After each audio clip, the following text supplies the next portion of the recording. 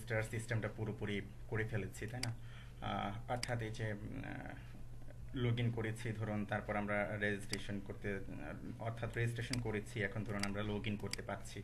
যেমন আমাদের এখানে ইউজার, তারপরে ধরুন আমি পাসওয়ার্ড দিচ্ছি, অ্যাকচুয়ালি ইমেল এবং পাসওয়ার্ড দিচ্ছি, তারপরে কি আমরা লগ ইন করছি।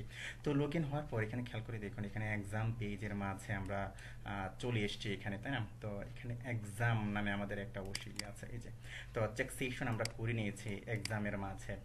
তো এক্সামের মাঝে খেয়াল করে দেখুন, এখানে একটা লিঙ্ক দেওয়া আছে যে স্টার্ট টেস্ট, তাই না?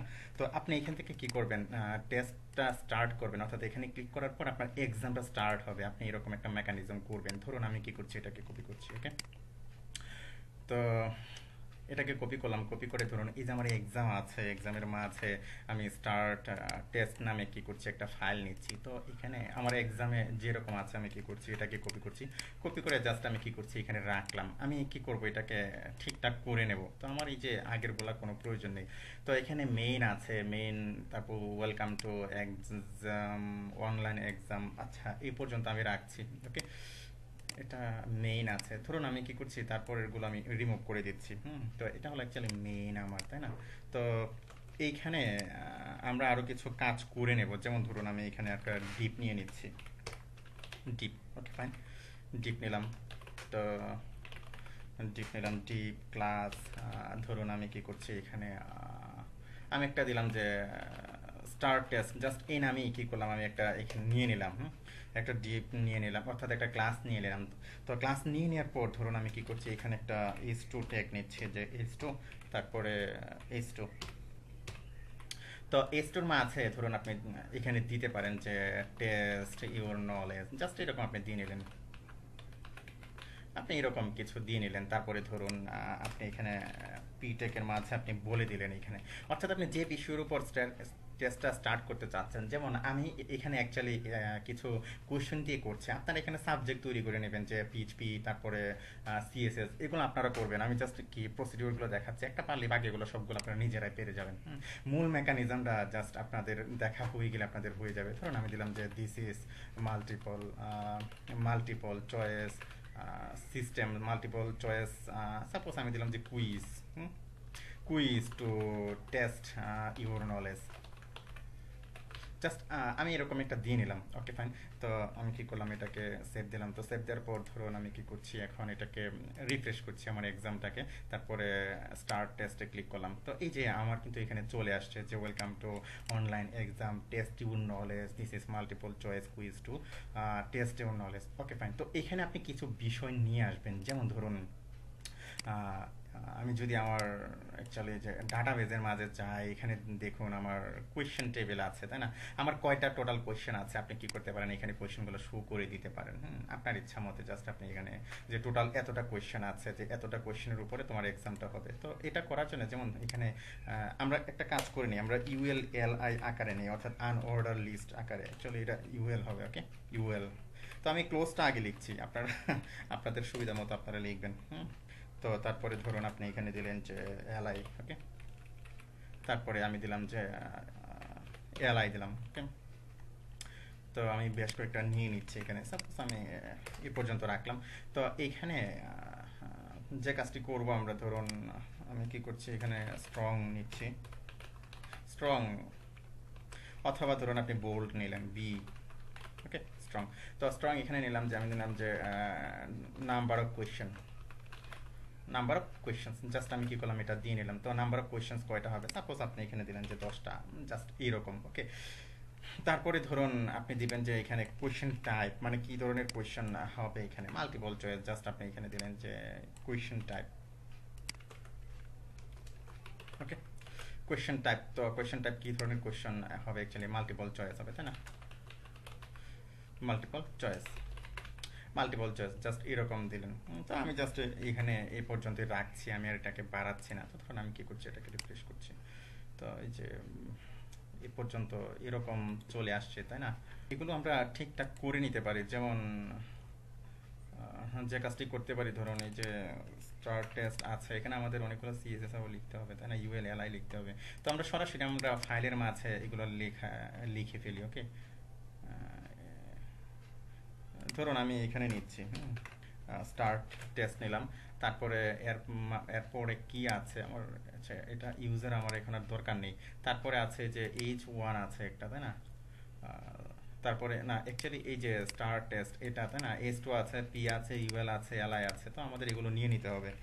তো তারপরে আপনি কি করবেন, একটা একটা করে নিয়ে নেবেন। আপনার কি আছে এখানে, কিন্তু আপনার S2 আছে, আপনি কি করলেন, S2টাকে দিয়ে নিলেন। তারপরে আপনার আছে UL আছে, ইউএলটা আপনি দিলেন। তারপরে ইউএল এর পরে আরো যেগুলো আছে, দেখা গেল যে আপনার ইউএল এর পরে এলআই আছে, তাই না? এলআই আছে, আপনি এটাকে দিয়ে নিলেন। তারপরে স্টার টেস্টের মাঝে আর কিছু আছে কিনা, আচ্ছা যেরকম আছে এরকমই থাক, কোনো সমস্যা নেই। আমরা এরকম রাখতে পারি, অথবা ধরুন এখানে আবার আপনি একটা লিঙ্ক দিয়ে নিতে পারেন যে টেস্ট যে স্টার্ট করবে, দেখা গেল যে এখান থেকে ক্লিক করার পর তার টেস্টটা স্টার্ট হবে, এখান থেকে তার ইয়েটা যাবে, অ্যাকচুয়ালি আপনি আইডিটা পাস করবেন। বিষয়টা হলো এরকম, মানে কোত্থেকে স্টার্ট করবে, তাই না? স্টার্টিং পয়েন্টটা আপনাকে বলে দিতে হবে। তো স্টার্টিং পয়েন্টটা বলে দেওয়ার জন্য ধরুন আমি কি করছি, এখান থেকে আমি একটা লিঙ্ক জাস্ট এখান থেকে পাস করে দেবো। সাপোজ আমি এখানে দিলাম যে স্টার্ট টেস্ট, ওকে। তো এখানে আপনি দিলেন যে, সাপোজ আমি দিলাম যে একটা পেজ তৈরি করে নেব যে টেস্ট ডট পিএইচপি, জাস্ট এরকম। আমি আপাতত রাখছি। তো এখানে আমার এ আছে একটা, তাই না? তো এ আছে, তো এটার জন্য আবার আমার কি লাগবে, একটা ইয়ে লাগবে। তো আমি কি করছি, এটাকে জাস্ট কপি করছি, ওকে। এটাকে কপি করছি, কপি করে জাস্ট এটাকে আমি দিয়ে নিলাম। ওকে ফাইন। তো এখানে যেটা আছে আপনার স্টার্ট টেস্ট যেটা, ওকে। তো এখানে ধরুন আমি তার একটা উইড দিয়ে নিলাম, সাপোজ উইড আমি 590 পিক্সেল দিয়ে নিলাম উইড, ওকে।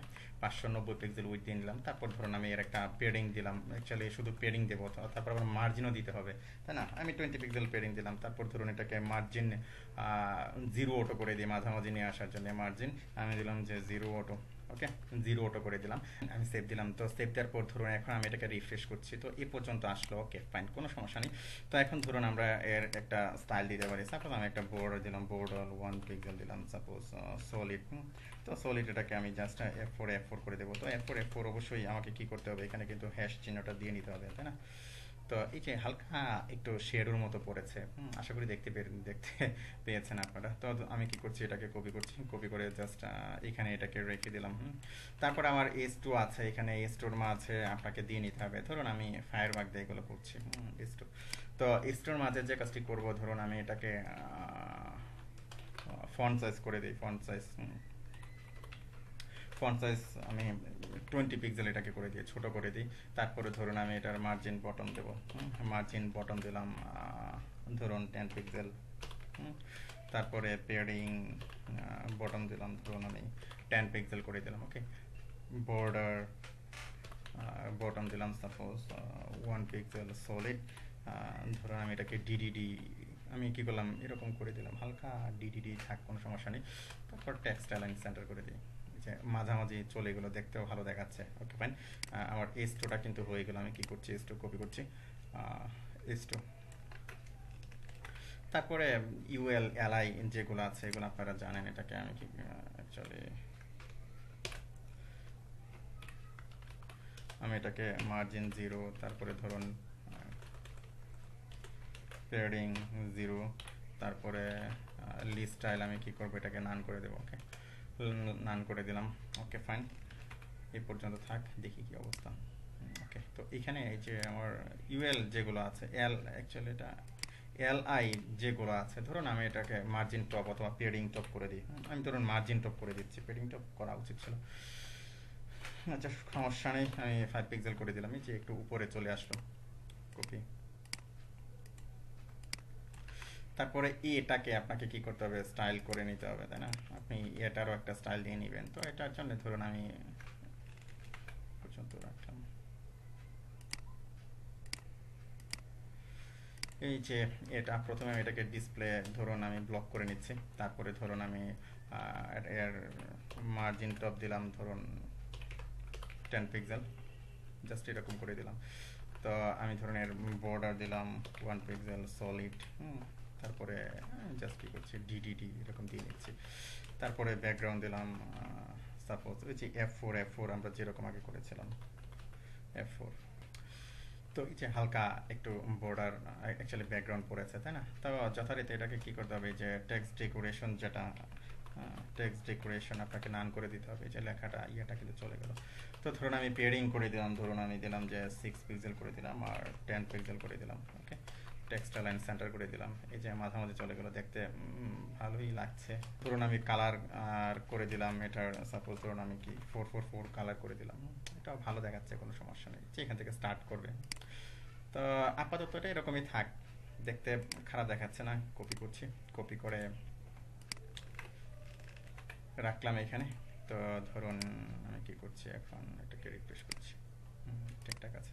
তো এই পর্যন্তই থাক। তো পরবর্তী পর্বে আমরা এই যে এখান থেকে ক্লিক করলে কি স্টার্ট হবে টেস্ট, তো এই মেকানিজমগুলো আমরা দেখবো, তারপরে যে টোটাল আমাদের যে কোয়েশ্চন এগুলো আমরা নিয়ে আসবো। ওকে, ফাইন, ধন্যবাদ।